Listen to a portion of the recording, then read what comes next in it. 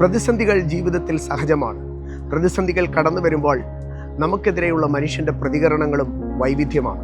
എന്നാൽ മാനുഷിക പ്രതികരണങ്ങളും കർത്താവിൻ്റെ പ്രതികരണങ്ങളും തമ്മിൽ വലിയ അന്തരമുണ്ട്. അതെന്തെന്ന് നാം ശ്രദ്ധിച്ചാൽ, യേശു കർത്താവിനെ കണ്ടിട്ട് പത്രോസ് പടകിൽ നിന്നിറങ്ങി കടലിൽ നടന്ന ഒരു സംഭവമുണ്ട്.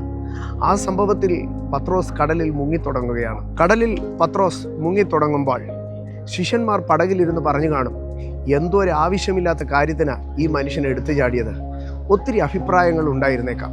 പക്ഷേ കർത്താവിൻ്റെ ആ പ്രതിസന്ധിയിലെ പ്രതികരണം നാം ശ്രദ്ധിച്ചാൽ, മത്തായി സുവിശേഷം 14 അധ്യായം 31 വാക്യം, യേശു ഉടനെ കൈ നീട്ടി അവനെ പിടിച്ചു, അല്പവിശ്വാസിയെ, നീ എന്തിനു സംശയിച്ചു എന്ന് പറഞ്ഞു. കർത്താവിൻ്റെ പ്രയോറിറ്റി പത്രോസിനെ ക്രിട്ടിസൈസ് ചെയ്യുന്നതോ പത്രോസിനെ വിലയിരുത്തുന്നതോ ഒന്നും ആയിരുന്നില്ല. പത്രോസിനെ കയറി പിടിച്ചു. അതിനുശേഷമാണ് കർത്താവ് പത്രോസിൻ്റെ അടുക്കൽ നിന്റെ വിശ്വാസത്തിൻ്റെ കുറവ് ഇന്നതായിരുന്നുവെന്നും നീ എന്തിനാ പേടിച്ചതെന്നും ഒക്കെ ചോദിച്ചത്. അപ്പുറത്ത് നിന്ന് അഭിപ്രായം പറയുന്ന 100 മനുഷ്യരെ പോലെ ആയിരുന്നില്ല കർത്താവ്.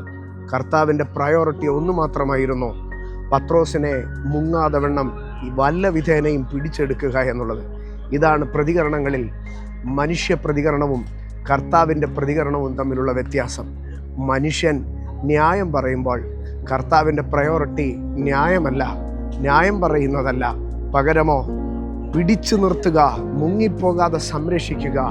നമ്മുടെ പ്രതിസന്ധികളിൽ കർത്താവിൻ്റെ പ്രയോറിറ്റി നമ്മളുടെ സംരക്ഷണമാണ്. നമ്മുടെ പ്രതിസന്ധികളിൽ കർത്താവിൻ്റെ പ്രയോറിറ്റി നമ്മളുടെ സുരക്ഷിതത്വമാണ്. ധൈര്യപ്പെടുകയും, നമ്മുടെ പ്രതിസന്ധികളിൽ ആരെല്ലാം എങ്ങനെയൊക്കെ പ്രതികരിച്ചാലും എന്തെല്ലാം പറഞ്ഞാലും എനിക്കൊരു കർത്താവുണ്ട്. എൻ്റെ പ്രതിസന്ധികളിൽ ഞാൻ തകർന്നു പോകരുതെന്ന് ജാഗ്രതയോടെ കരുതുന്ന ഒരപ്പൻ എനിക്കുണ്ട്. അതല്ലേ നമ്മുടെ ഉറപ്പ്. ധൈര്യത്തോടെ നമുക്ക് ഈ ക്രിസ്തീയ ജീവിതം ചെയ്യാം. കർത്താവ് വിശ്വസ്തൻ, യേശു നല്ലവൻ.